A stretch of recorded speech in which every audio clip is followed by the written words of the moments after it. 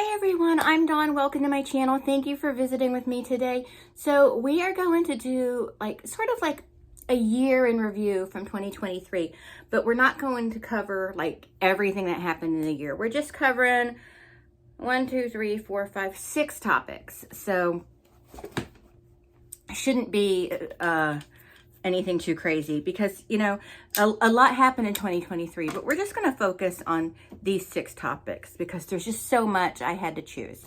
So the first thing, Colleen Ballinger. Now, the accusations and things that she was being accused of, that was happening over a period of time. But in 2023, I believe it was in August, she decided, hey Tina, she decided to make a video. And everybody's saying her apology video, her terrible apology video. It was never an apology video, quit calling it that. She had a ukulele and she sang a little song, you know, basically mocking the people who she's harmed and not taking any accountability for her actions whatsoever. And it was, some people say it was a disaster, but she got millions of views on it, and she still has a channel, and she still got a vlog, and she's still doing it. She took a few months off, but then started her vlogging again, and is doing pretty, you know, she has a pretty successful vlogging channel as a mommy vlogger now. So, you know, she didn't really, you know, take much damage from that, but yeah, so that was the big story. Her toxic gossip train ukulele song. I call it the toxic gaslight train, but anyway, she just glossed over everything that she was accused of and just was like, I'm not responsible for anything I've done or said. You know, so that's basically it with her. And yeah, took no responsibility, no accountability, and faced no real consequences. And that's a big problem. People don't really face consequences. You know, like, I mean, I feel consequences, you know, should occur when people do bad things, but she really, she keeps on keeping on, and I'm like, well, good for her, I guess. Next, oh, glasses. The pink sauce lady. Here, we talked about Colleen. Let's scratch that off the list. The pink sauce lady, Veronica Shaw. So the pink sauce lady became kind of a sensation pretty much overnight on TikTok prior to 2023 with her invention of this grotesque Pepto-Bismol looking pink sauce that she was eating on everything, and people wanted to buy it, so she marketed it or whatever and tried to sell it, and people were getting their product in exploded packages and stuff, and it was disgusting, and she failed. And but this company, Dave's Gourmet, decided to work with her and help her out, and they agreed to produce the product. They even got it in Walmart, and she claimed that they never paid her any royalties, which is false. They had paid her over $144,000 in less than a year's period, and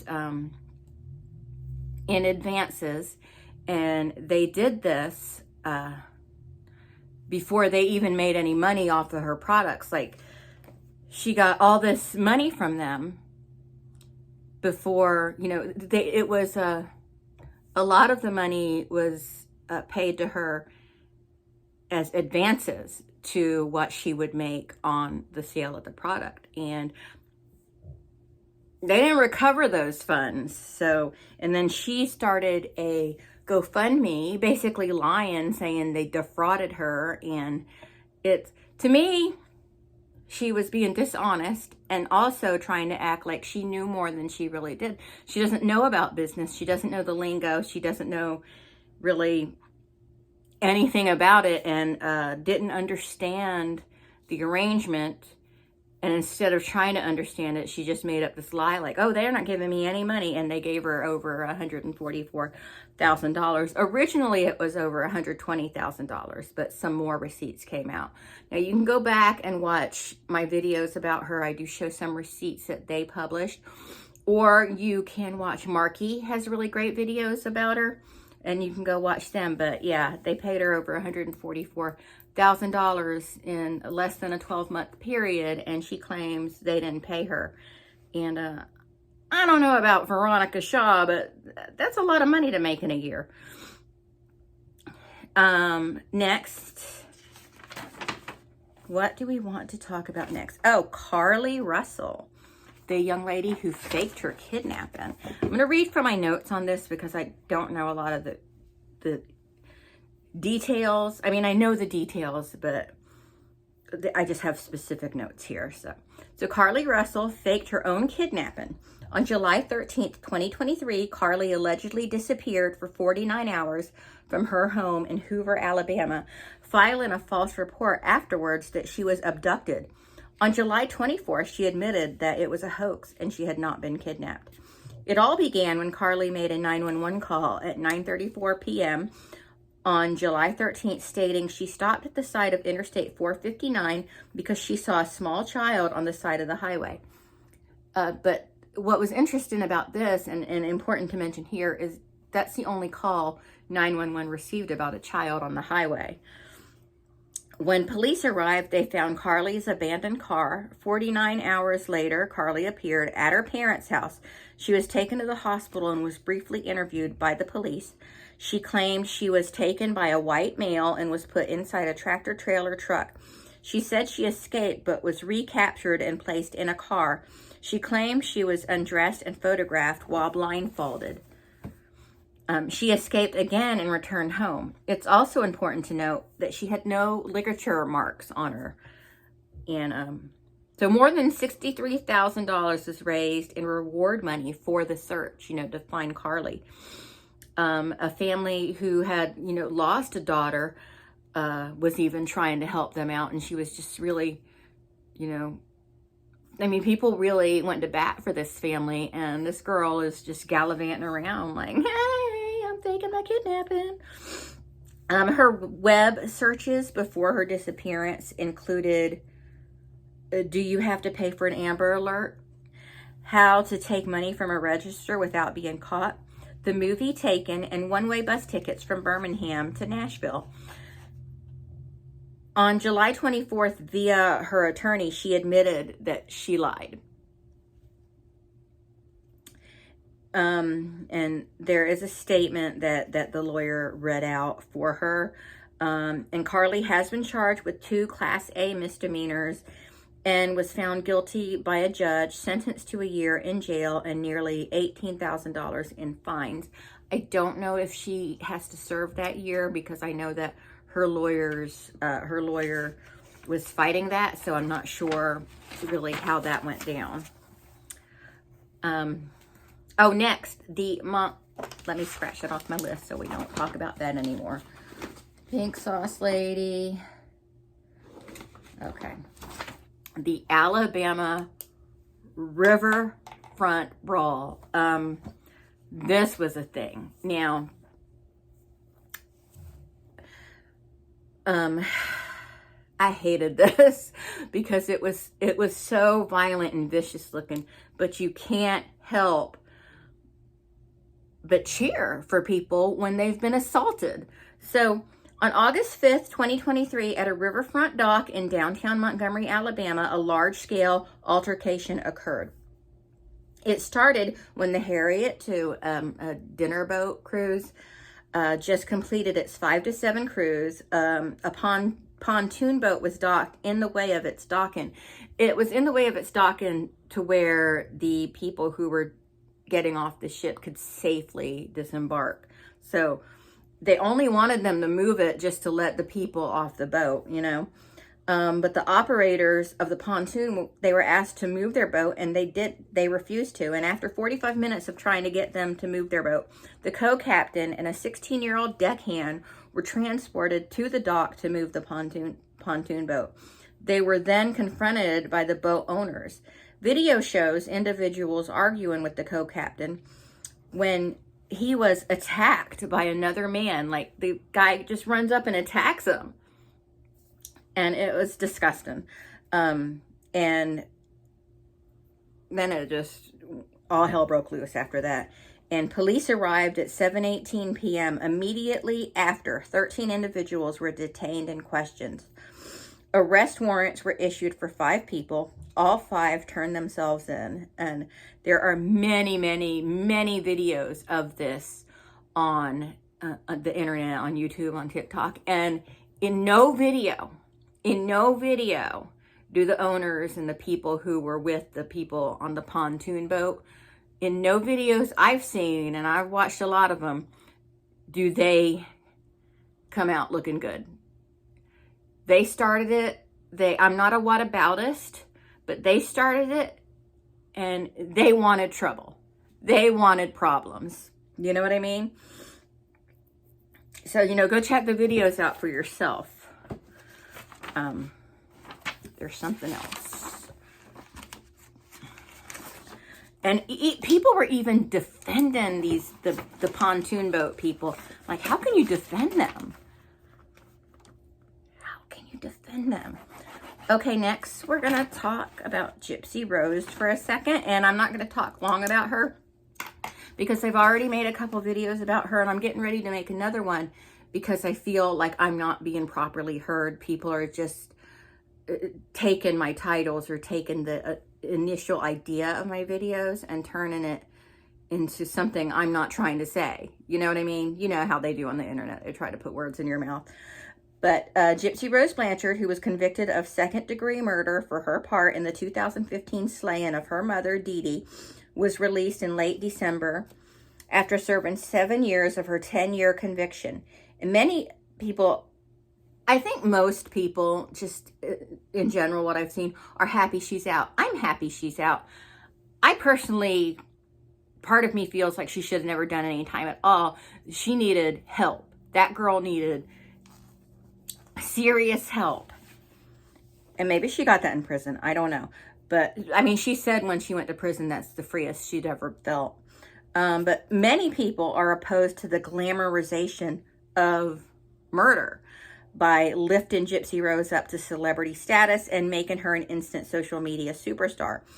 Although most people are glad she's out, they also feel the perceived glorification is tacky, tasteless, disrespectful, and cruel. Now, I understand not digging the glorification, but, people make people stars. So it really doesn't matter what you do. If they choose you to be a star, you're going to become a star. But she's not saying, I'm not a hero. I'm not a hero. She's not, shutting them up. She just is like loving the spotlight. And I guess in a way, she deserves to feel good. She absolutely does deserve to feel good about herself. But at the same time, she's here because of her part in the murder of her mother. And that's where people have a problem. No one is disputing the fact that she's been severely ABUSED. Nobody's disputing that. They just have a problem with the whole angle that she was involved in this unaliving of her mother. And that's the problem. But anyway, she was released at the end of December. That was kind of a big deal, I think. And then the biggest story for me, in my opinion, that I've seen was Ruby Frankie, the mom from 8 Passengers, getting arrested at the end of August 2023 for ABUSC. Finally, we've been talking about her for years. People have been, I haven't been. Watching her channel and stuff, people say, she ABUSCs her children. And she was finally arrested for it. Her and her business partner, Jody Hildebrandt, were arrested at the end of August 2023 for the ABUSE of 2 of Ruby's children. And since then, they've both, I think before the end of the year, they both went to court and both pleaded guilty to 4 of the 6 counts of CA against them. And that was the agreement, that they would plead to 4 counts and 2 of the counts would be dropped. That was the agreement. That was the plea agreement. And on February 20th, they will face their sentencing. So there won't be a trial by jury or anything like that. They've pleaded guilty, so there's just going to be a sentencing on February 20th, which is my birthday, so I should remember that. But Jodi Hildebrandt, Ruby's business partner, you know, she pleaded guilty, and her niece has come forward and said, you know, she did these things to her too. And she spoke to the district attorney, and they feel like Jodi is going to get the full sentence. Like I think the possible sentence is, the maximum is 15 years per charge, which would be, and when she pleaded guilty, she agreed that the sentences would be served consecutively, which means stacked, or one right after the other, instead of, you know, a combined sentencing. So the district attorney seems to think that Jodi will probably get 60 years, and 15 times, that would be 60 years. Which is basically a life sentence for Jodi, because she's in her 50s now. And Ruby, she agreed to testify against Jodi. I guess she's not going to testify now since Jodi went ahead and pleaded guilty, but she may have I know that she pleaded guilty. Ruby pleaded guilty. God, it gets so confusing. This is so messed up. But Ruby pleaded guilty and agreed to be charged with 4 counts of CA, 4 of the 6 counts of CA, and to testify against Jodi.